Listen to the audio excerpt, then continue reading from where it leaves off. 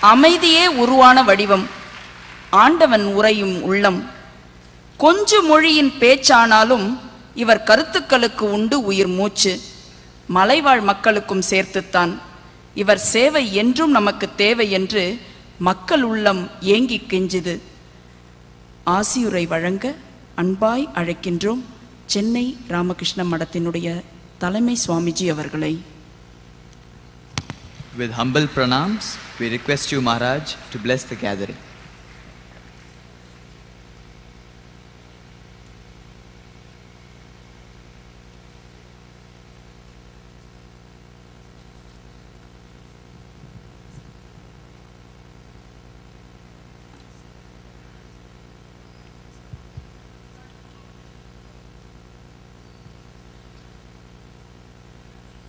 வானாளும் அலைவிட்டு மண்ணுலகை வாழ வைக்க தானாக வந்துதித்த தயாகரனே தத்தமணி, தேனான வேதாந்த சித்தாந்தம் சொன்னவனே, ஆனாத அரங்காத்த ஐயனே Vivekananda.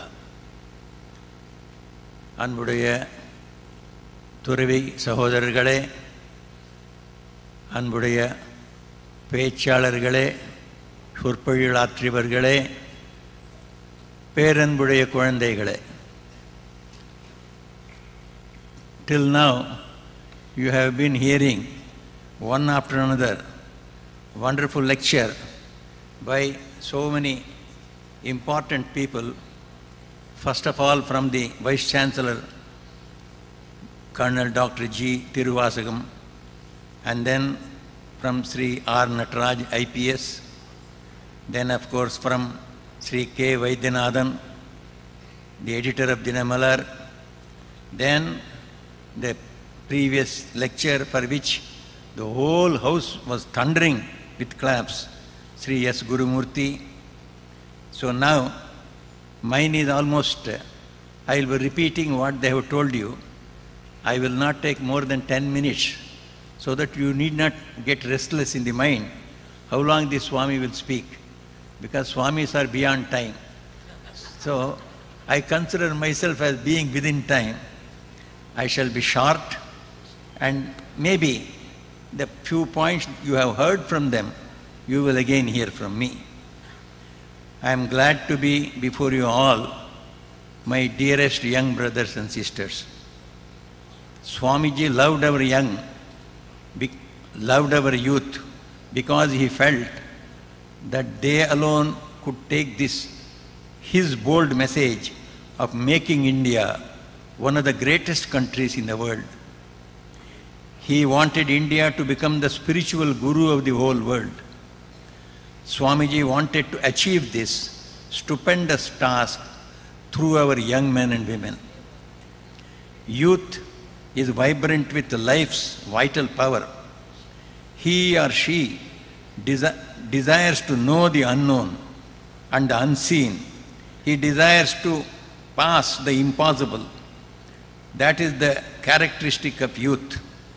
Young people are inspired by ideals and want to live by a great idea. They are ready for sacrifice to follow that ideal. The dynamic role the youth played in our freedom struggle is now a history which all of you know. The youth is usually honest and sincere. They declare war against corruption and hypocrisy. When they do not get suitable environment for their natural growth, they deviate and express their youth power destructively. Their immaturity and volatile sentiments are exploited by selfish people, and thus the nectar of youth turns into poison. There are problems before the youth, as all of you know, as all of us know, by which they can independently earn and live an honorable life. Enough job opportunities are not available because of lack of adequate industries and industrialization. Also, the benefits of partial industrialism that is there prevalent, it is not reaching our common youth. Thus, unemployment, which is another kind of poverty, haunts our youth.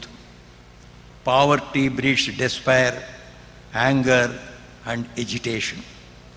They fall easy prey to unscrupulous people and are deceived and deprived of their natural development. There is also the conflict with the old people who do not hand over the responsibility even when they are unable to handle them.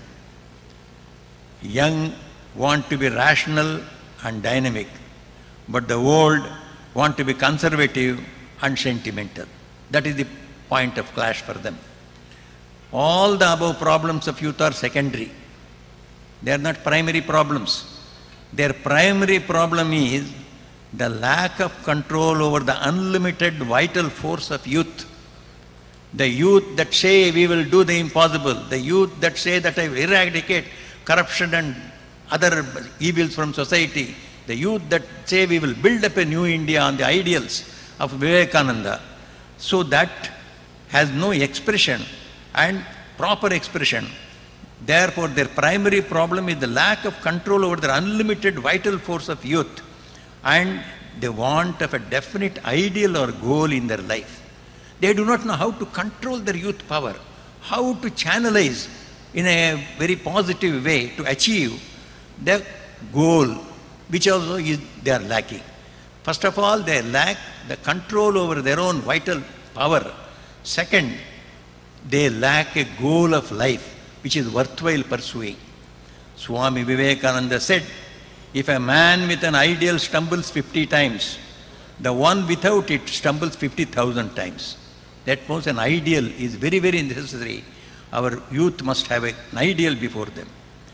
Owing to lack of proper role model and guidance as regards how to achieve a great ideal, the youth usually are unable to channelize their energy by proper restrained expression. They often complain of society curtailing their freedom at every step. The remedy also has to be of two kinds. One is prevention and another is cure. The preventive remedy is to have an educational scheme which will enable young men and young women to stand on their own feet, earn their bread by some independent ways, other than seeking employment under the government and local bodies, etc. Hunting after clerical jobs, etc., white-collar jobs, etc., is not the way to get all our youth employed. Swami Vivekananda said in this connection, we should study different branches of our knowledge concerning our own country and culture. We should also study science and English language. We should develop our own industries so that all can get employment. You all know agro-industries can produce maximum jobs, and agriculture is practiced by 80% of our people. We have never developed that part of the industries, agro-industries. We must apply science to produce more and more food with our available land, which is possible. One of the experts in America, an agricultural expert, he came and told us, Swami, I will give you a technique by which you analyze the soil, supply the deficiency, and you can produce 6 times more crop than what you are producing now.